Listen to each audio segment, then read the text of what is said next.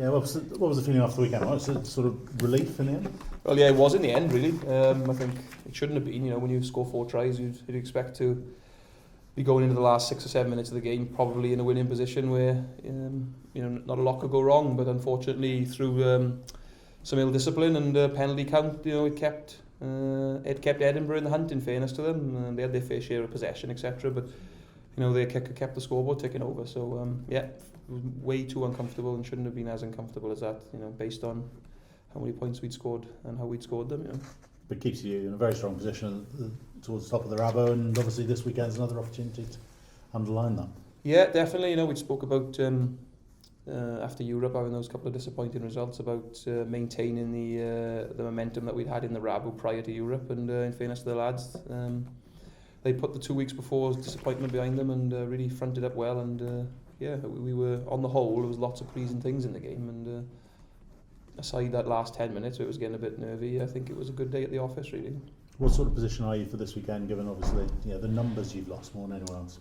Yeah, we have lost some numbers, but I think we're thankful that if you look at last year's LV, the guys that came in through that period did really, really well. So I'm quite comfortable. Just ran some plays up the field now with some potential combinations for a back line, and it doesn't look too bad. So I'm fairly pleased, with what we've got coming in now to bolster us in this period. And I think these guys having a bit of exposure now will only help us moving forward, towards the end of the season when you get injuries and tiredness and fatigue. These guys being in good form is only going to help. Is there a different atmosphere about these periods? No, not really. I think we're quite fortunate here that the non-international group very often drive things equally as hard, if not harder, than some of the international guys when they're here. So I find it great to work with these guys. They see it as their opportunity to come into the team and make an impact and hopefully fight for a spot going into the next European round, and that'll hopefully give us coaches a bit of a headache come selection time. Zebre obviously had their struggles. They're solid enough, but you've got the firepower to get around them, haven't you? Well, when you look at the table, you'd say that would be the case, but actually when you look at a lot of the games, they've been more than competitive, and actually in the final third they've played some very, very good rugby. So they're a side capable of scoring points. They're a side that are a very aggressive tackling side. The Munster game now was very close up until half time, and Munster changed their tactics slightly at half time and they reaped the rewards from it. But we're in no illusion, we'll have to get it right for full 80 minutes if we're to come away with a good win. They're a very strong side in narrow areas. If you want to play with width, and that should be the best way of playing against them. Yeah, we've got a couple of ideas of how we might approach the game. Obviously, don't want to give too much away, but I think we try to keep our attack versatile as much as you'd probably associate us with a bit of width in our game. We have to maintain the space to play in that width, and take defenders out of those areas so that we can exploit those areas. So there'll be a mix-up to our game, but you're right, teams that have scored against them have generally had a little bit of width in their attack, and Zebre haven't always dealt with it as well as they could have done. So yeah, we'll be definitely having a look at that along with a couple of other areas. Stuff like the 40th anniversary of the All Blacks, how much relevance does that have to the current squad, the current professional players? Well, none really in terms of our preparation for the Rabo and Heineken games. We're focused on trying to make a bit of history ourselves, and I think that's the big thing from my point of view as a player. I was always trying to be involved and be part of a little bit of history, whether it be winning the Heineken Cup or winning the World Cup if we were playing for Wales, or winning the Six Nations. And that's your drive as a player. And as a coach, I've got a similar sort of drive, in terms of trying to win things, so that, in 40 years' time, maybe 1,200 people turning up here to celebrate another historical game or trophy. So it doesn't affect us in terms of our preparation, other than the fact we can't train indoors when it's cold because the table and chairs are all laid out. But I think we just practice your side steps. Yeah, as in terms of us, we fully respect what those guys did 40 years ago, and as in terms of aspiration, and that I think as a player and a coach, that's what you're driving towards. Just one other quick question. You may not be the right person to ask this, but Samson Lee obviously has gone into the Wales squad. Yeah. Adam Jones is out, so once again they're in trouble with the tight end position.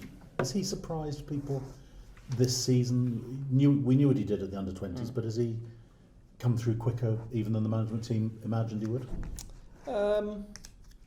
Yes, to a certain extent, because as you say, he was only ever tested against men of his own age, really, and there's no doubt in the position he plays on the field that age is a big factor in that and how you mature. So I think in terms of his actual ability as a rugby player, we were all fairly comfortable with that, having watched him in his own age group. But yeah, I think the step up into the type of environment he's playing in now, the Rabo level and even the Heineken out in Claremont, and apart from one scrum where he was probably a bit naive getting back to his feet after the scrum going down, he's been anybody's match, and I think whether they call on Samson or Jarvis or even put Paul James over there, there's lots of options Wales have got there. So Adam's a huge blow, of course he is. I think you saw with the Leicester game, as soon as he went off, there was a considerable improvement in Leicester scrummaging. So he definitely has an impact on the game, but Adam can't play forever and a day. So Wales need to look at this now as an opportunity to bring the next Adam Jones through, and if it's Samson, then great. In terms of, you mentioned Gareth Owen, obviously he's had a lengthy layoff with a knee injury. I mean, he had a bit of an impact at the end there. It was good to see him back on the field. Yeah, it's great for him. I know how hard he's worked, and a similar injury myself a few years ago, and he's been up and down emotionally. Obviously leaving the Ospreys and coming to us and having a bed in here, but been impressed with his contribution on the field and off it, really.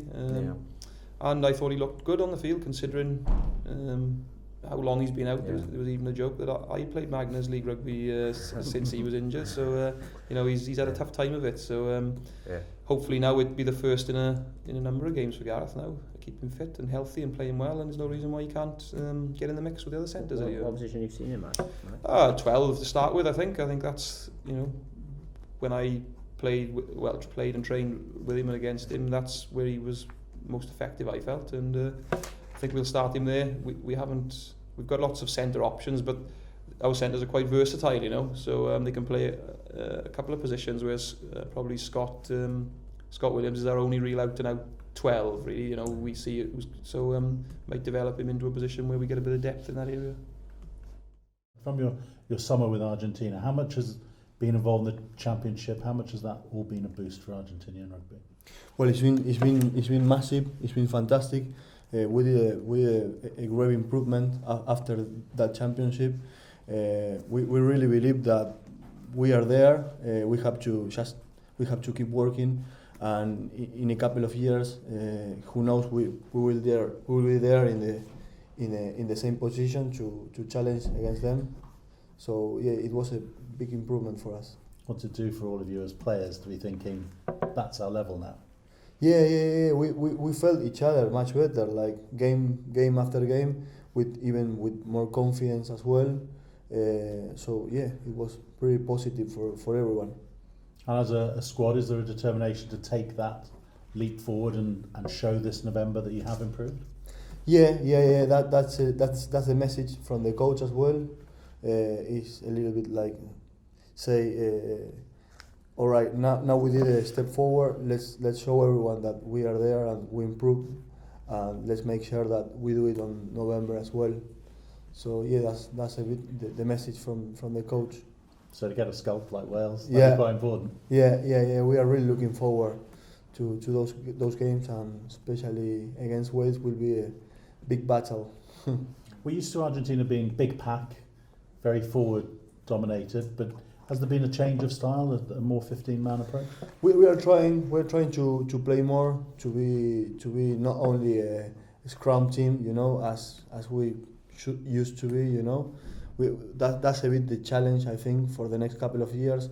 Try to improve our game and become more attack team. So that's a bit the challenge for the next couple of years.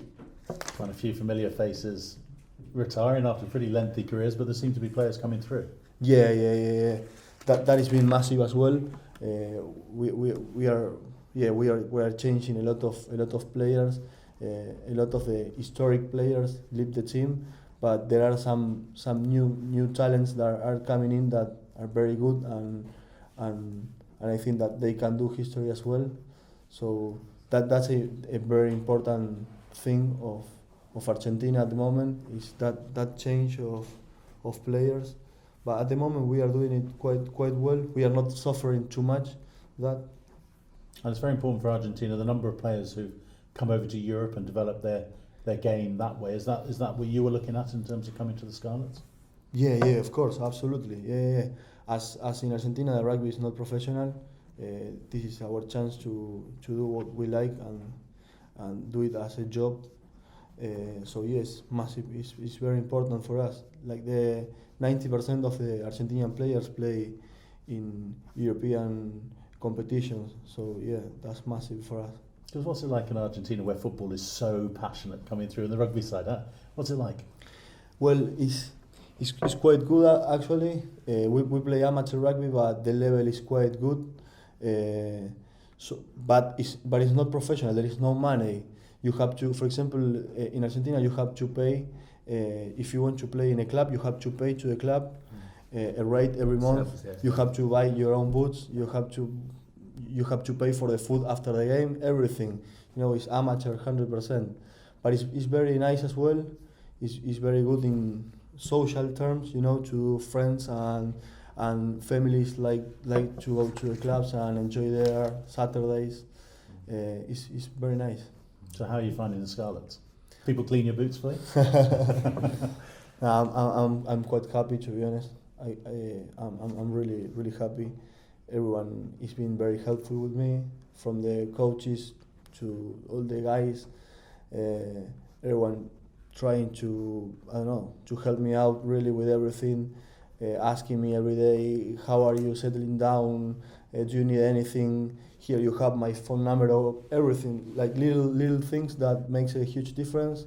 Even with my girlfriend, like all the girlfriends from the guys, went to her and asked her what was she doing, or how can we help.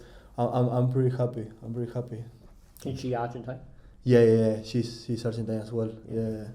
In terms of ambitions for yourself and for the Scarlets, what are those? What are the key? Ambitions. I think we are a great team, and we need to win something. We need to win something as a team, and I like to be part of that as a player.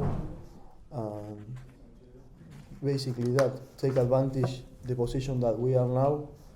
I don't want to anticipate anything, but we are on top of the league or second. We have to take advantage of that. Keep working hard and go for that. We can do it. We have a great team. We can do it. I'm just trying to bring that mentality that we can do it. But how have you found the last two games? Obviously, the Leinster game and Edinburgh last weekend. What did you find? Yeah, I think that we have a lot of positive things, like the attack. We are a quite aggressive team in terms of the attack. And still need to improve some other areas, like the physicality for 80 minutes. We have to be able to be physical the 80 minutes. Same in the set piece. We have to be able to be determined for 80 minutes, and that's what make top teams.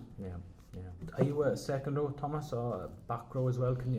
I am a lock. I am a second row that can play back row, right. But I am a second row. Yeah. So you don't mind slotting in at 6 if needed, or yeah. For example, now we have 3 men from the team that went to play with Wales. We are very proud of that. But obviously it leaves a massive space on the back row. So maybe I could cover that position in this moment. Yeah. Coming from Harlequins last year, do you see obviously a big difference already between the approach in the English game and the in general, everything is quite similar. But there are some difference. But in general, everything is quite similar. Yeah.